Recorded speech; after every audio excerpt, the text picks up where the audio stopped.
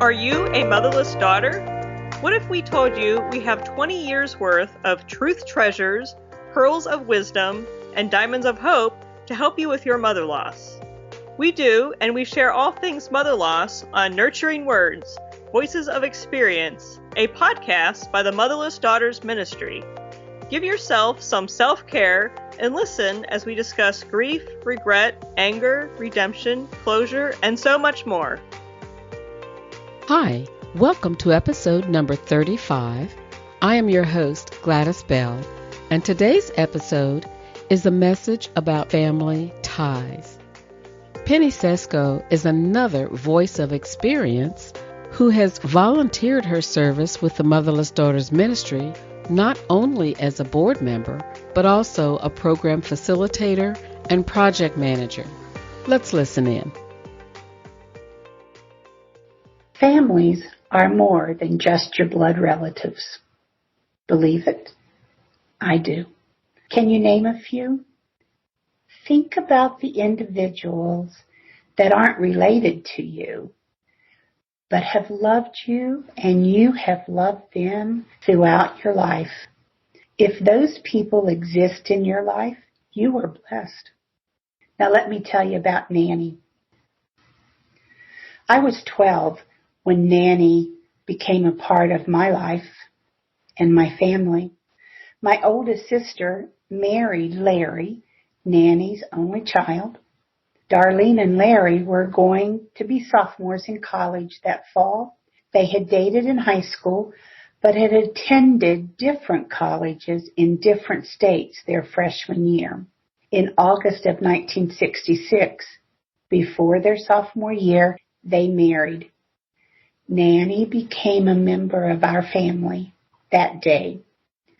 You see, her name was Kathleen David. But from the time her grandchildren were born, they called her Nanny. It stuck. All of us started calling her Nanny. Nanny has been in my life for the past 50 plus years. From the time my sister and brother got married, our family would visit them often. After church, we piled into Nanny's car, traveled the 3 hours to their college, visited with them, and traveled the 3 hours back that evening. Nanny started attending church with my family, Sunday mornings, Sunday evenings, and Wednesday night prayer meetings. Nanny and my mother were there in our small church.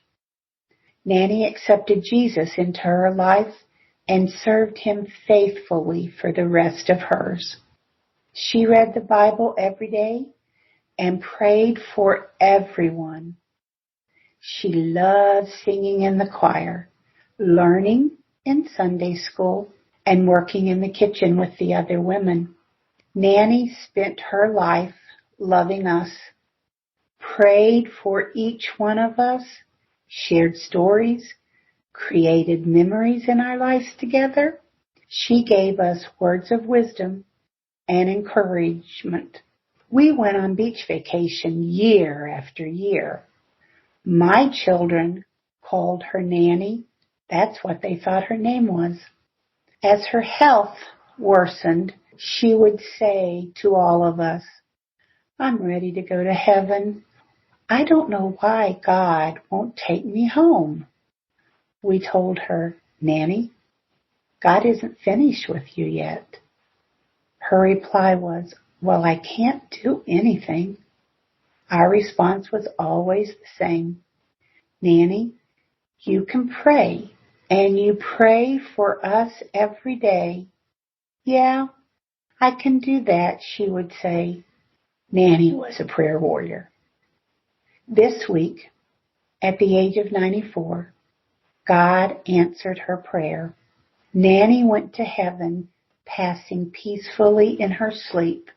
It is hard to have such mixed feelings. I am so happy for her, and yet I know I will miss her. She is no longer in pain, struggling to breathe, hard of hearing, and confined to a bed. She is having a party in heaven. She is with her parents, her brothers, and my mom, as well as a heaven full of other friends and family. Thank you, Nanny, for being in my life. Cherish those individuals that come into your life and enrich your journey. You receive blessings from them. Have a wonderful day. We're going to take a short break to tell you about a resource, and when we come back, we'll continue our discussion. Whether you've lost your mother through death, or you had an emotional absent or narcissistic mother, the Motherless Daughters Ministry website is overflowing with resources for you.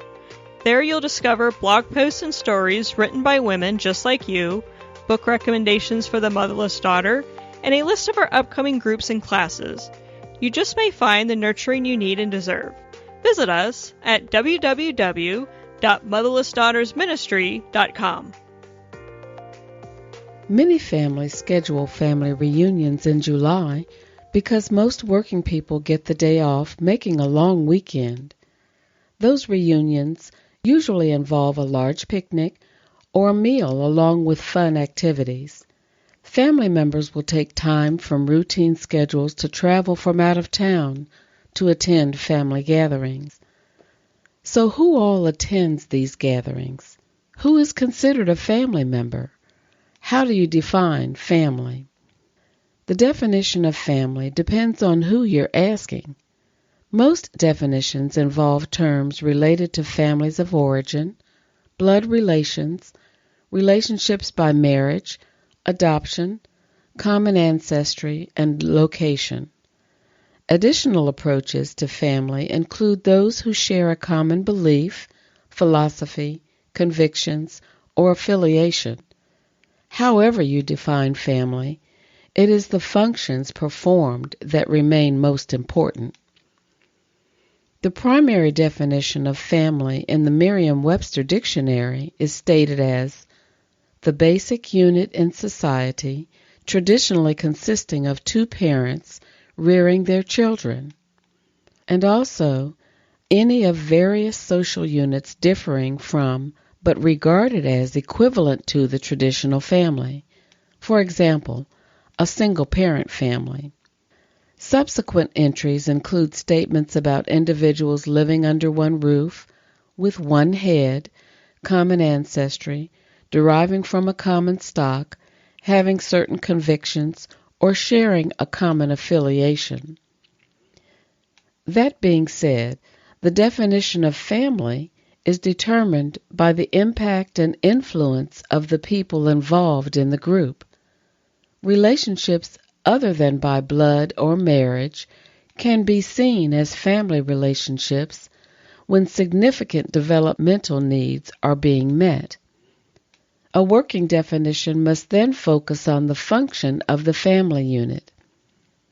There are a few basic functions of the family that include productivity, provision of basic human needs, nurturing, socialization, education, support, safety, and security. For more than 50 years, Nanny impacted Penny Cesco's life and that of her family, leaving an indelible mark on her development and memories.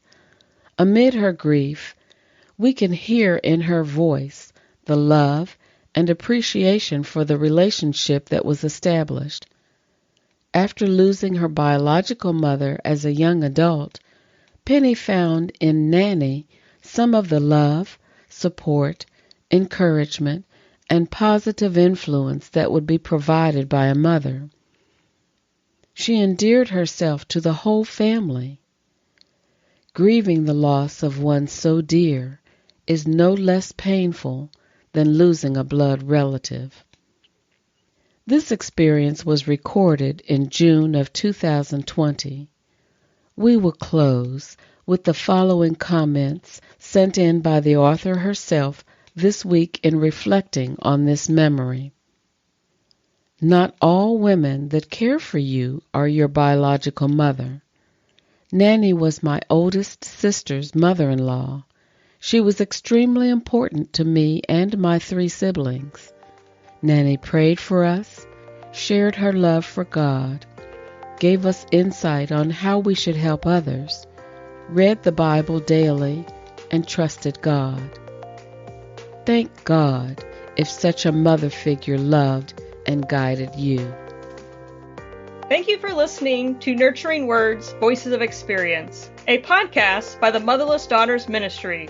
We'll see you next time.